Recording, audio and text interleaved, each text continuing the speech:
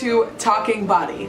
Have you ever thought about how your body fits into how the world is built? Does the way that our world is built reflect a certain type of body? Well, today in part 3 of Talking Body, we will be discussing the idea of disability studies and the models of disability, and how the world has not been designed for the disabled body, thus creating many incorrect ideas that we have about persons with disabilities, or diverse abilities, which is a term that I learned the other day from a TED Talk. Some of the scholars' materials that will be helping me shape today's lesson are authors and scholars like Eli Clare, Rosemary Garland Thompson, and Robert McRuer. So first, let's start off with, excuse me. So first, let's start off with some of the terms. The ADA defines disability as a physical or mental impairment that substantially limits one or more major life activities. And our government sees it as something wrong with someone's mind or body.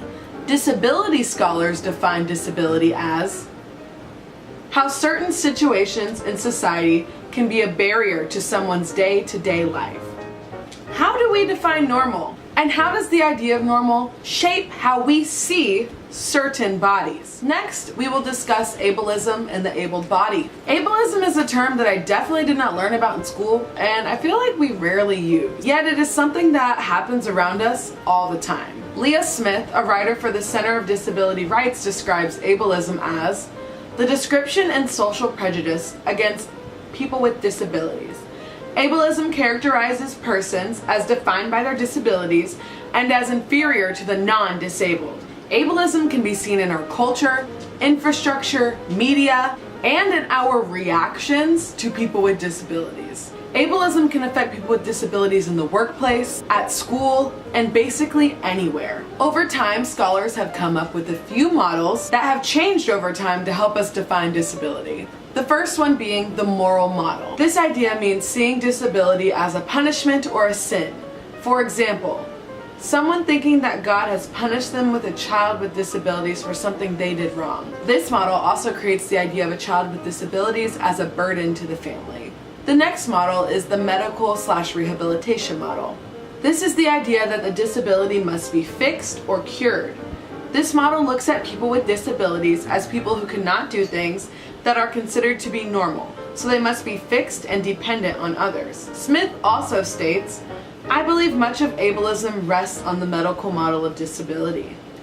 This model does this by seeing people with disabilities as dependent and passive, which creates the language that reflects things like wheelchair bound and confined, and wraps the feeling of pity with the individual with disabilities. Author Rosemary Garland Thompson even argues that there is a connection between disability studies and feminist studies, and she states that women and the disabled are portrayed as helpless, dependent, weak, vulnerable, and incapable bodies. The medical model looks at what is wrong with the person with a disability and creates the idea that we need to change or fix the person with a disability so that they can fit into the world. Scholar Eli Clare states in his book, most non-disabled people believe that I need to be repaired, but in another time or place they may have believed something different.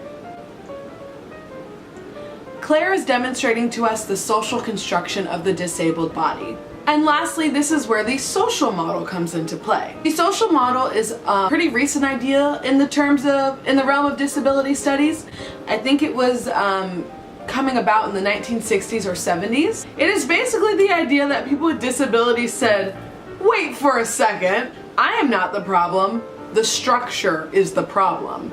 Disabled people's experiences were not matching up with the experiences portrayed in the medical model, which is why the social model came about. The social model of disability says that disability is caused by the way society is organized, rather than by a person's impairment or difference.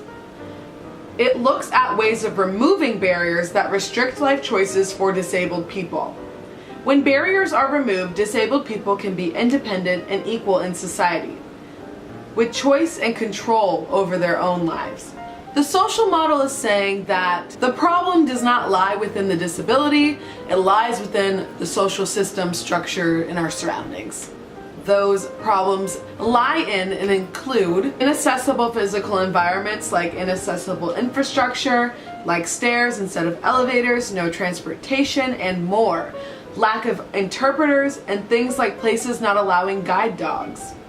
One of my favorite YouTubers, Molly Burke, who happens to be blind, she experiences, I will link her video below, she doesn't realize that she has a disability until other people around her remind her that she has a disability. Like, for example, when she goes to get a taxi after getting out of the airport, and the taxi says that her guide dog can't get in the taxi.